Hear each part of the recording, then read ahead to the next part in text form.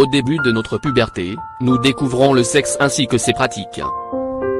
Nous sommes un peu brouillons puis nous mûrissons au fil des échanges jusqu'à être suffisamment expérimentés pour que chacun de nos rapports devienne de plus en plus intense et réussi. Mais savez-vous à quel âge vous serez au top sexuellement? Quels sont les grands anniversaires que vous fêtez? 18 ans? 21 ans, 25 ans puis tous les 5 ou 10 ans?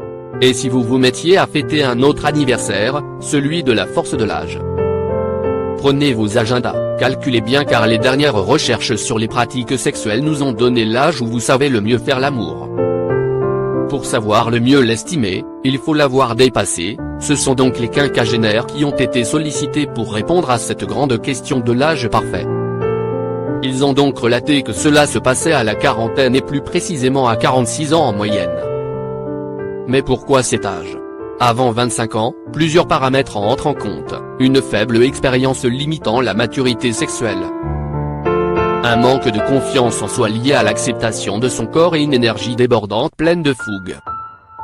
Tous ces paramètres invitent à penser qu'à cet âge, nous ne sommes pas encore prêts pour les meilleurs moments sexuels de sa vie. Entre 26 et 40 ans, l'accomplissement de soi et l'acceptation de son corps sont plus forts tout comme l'expérience sexuelle. La forme physique peut être équivalente ou légèrement plus faible qu'avant 25 ans tandis que l'appétit sexuel diminue pour faire une part plus grande à la relation sociale. De 41 ans à 55 ans, la maturité sexuelle est atteinte mais l'énergie ou l'engouement est plus faible. On pourrait résumer cette phase par la qualité plutôt que la quantité. Les périodes entre deux actes sexuels sont plus espacées. Lors de cette étude, les couples les plus heureux étaient ceux qui faisaient l'amour une fois par semaine en moyenne. De 56 ans à 65 ans, la sexualité diminue mais persiste bien que la ménopause agisse sur les hormones féminines. Après ces âges, les rapports deviennent très espacés voire quasi inexistants du fait parfois de problèmes physiologiques n'ayant pas trouvé de solution naturelle. Le rapport gain-démarche n'est plus valable pour les intéressés qui souhaitent administrer une piqûre à son partenaire pour voir le concombre durcir. Tout comme une petite pilule bleue qui donnera des effets un temps certain après son administration au risque de ne plus être dans le timing de son partenaire.